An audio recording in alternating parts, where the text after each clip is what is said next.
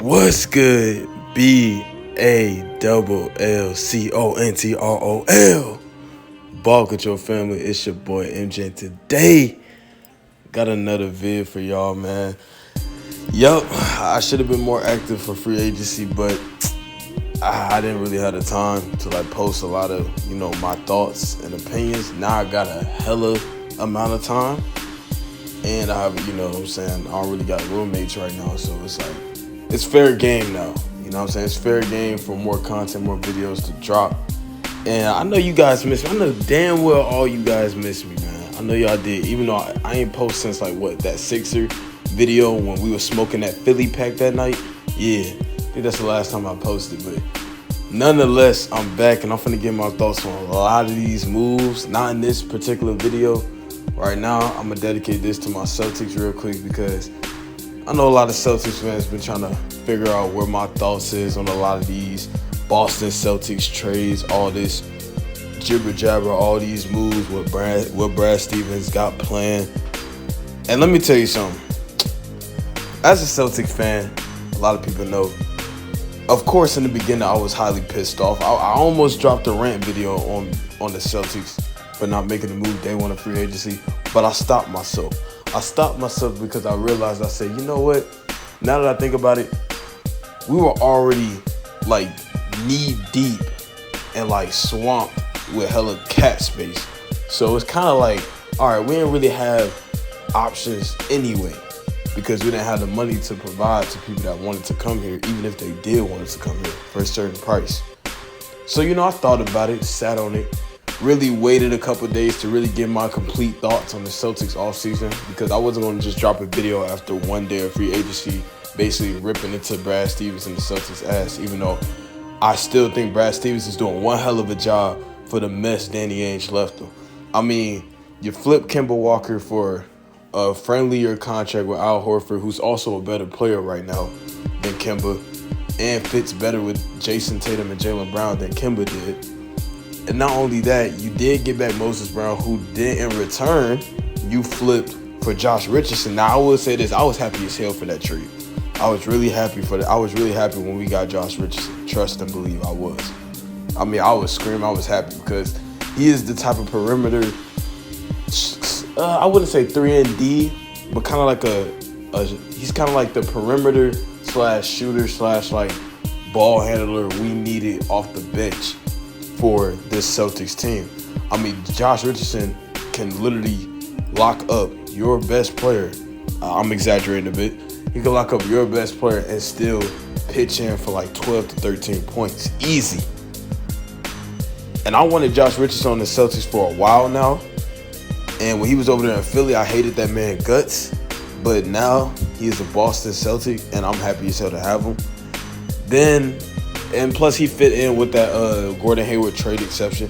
Then on top of that, we had an Enes Kanter trade exception, which was going to expire not the weekend we're in right now as this video is recording, but last weekend. You were able to get Chris Dunn, who fit in with the trade exception. Now, there's a lot of shit going on with that whole Chris Dunn, Tristan Thompson trade. A lot of people ain't finalized it yet. We don't know what's going on with that move at this point. So we don't even know if Chris Dunn really is going to be a Celtic. But nonetheless, that was another good move. Chris Dunn's a really good perimeter defender as well. That's the one thing I was kind of hoping Boston did. Address the defense that this team greatly lacked last year. I mean, it was only one guy who was legit playing defense last year. Everybody else was in no man's land. And that was, Marcus Smart? And you can make the argument Smart had a down year on the defensive side of the ball last year.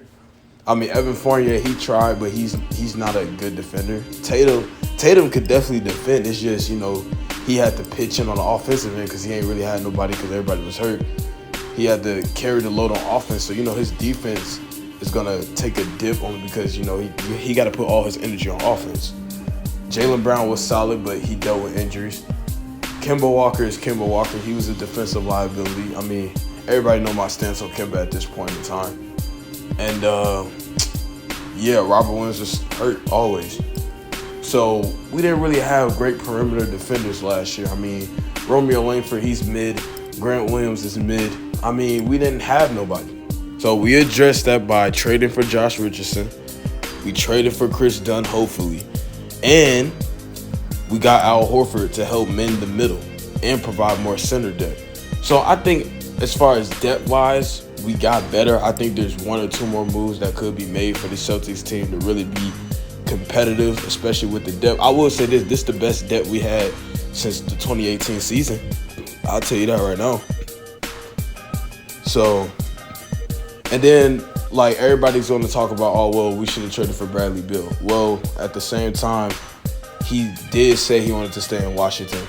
The Wizards never made it be known they were going to trade him. So there was a good-ass chance we wasn't going to get him.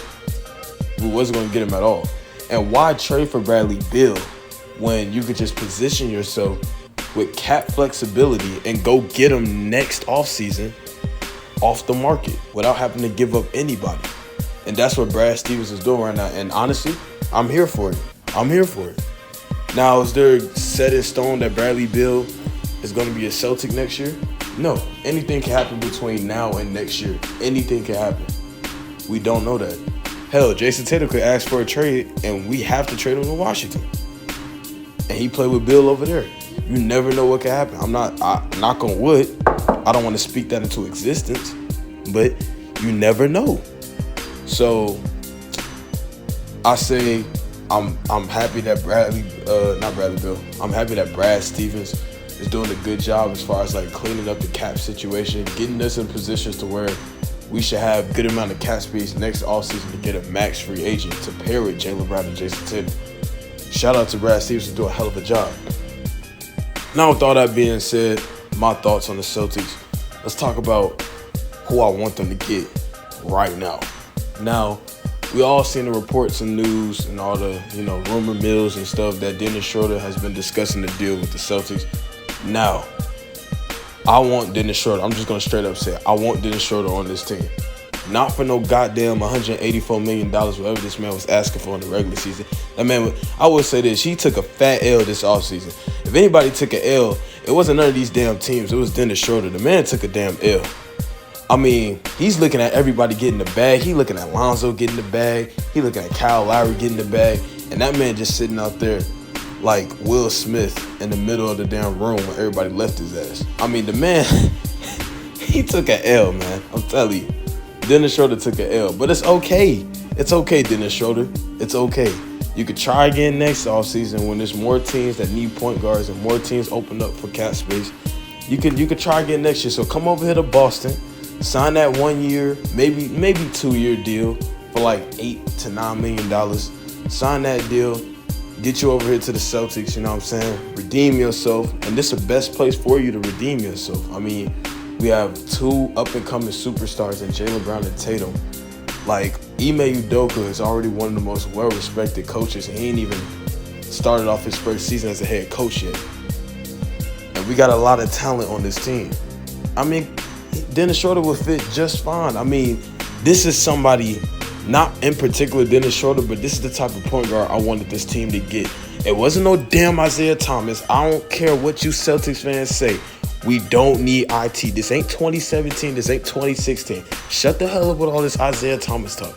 And somebody had the nerve to tell me he dropped 60-something points in a goddamn Drew League or some shit with some Walmart shopper workers and some UPS drivers.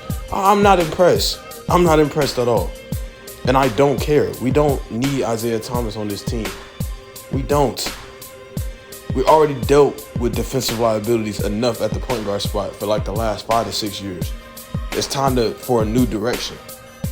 Dennis Schroeder will fit that scrappy defender role at the point guard spot. He could score a bit. He's actually pretty quick. And he can pass. He can play make a little bit on the offensive end. And he's not going to be a defensive liability at the point guard spot like Kemba Walker was and Isaiah Thomas was. So, of course, I want Dennis Schroeder, especially for the right price. And then we move on to Paul Millsap. Paul Millsap's another guy who I want on this team. A good veteran. Brad Stevens even said it himself. He want veterans in this locker room. He want experienced guys. Okay, Brad, go get Paul Millsap. He's a calm voice in the locker room. He's played with Al Horford before, so he's going to have some familiar faces on the roster. and he's played with Dennis Schroeder as well. So he's going to have some guys he's familiar with. Not only that, he can defend, and he can shoot the ball and score. He can play well off of Tatum and Brown in the starting lineup at the 4 spot. So that would definitely assure our defense even more. So I think Brad Stevens needs to look at those 2 free agents, and he needs to highly look at them. I mean, highly look at them. So those are my thoughts on the Boston Celtics as a whole. Let me know what you guys think. What do you guys want the Boston Celtics to do?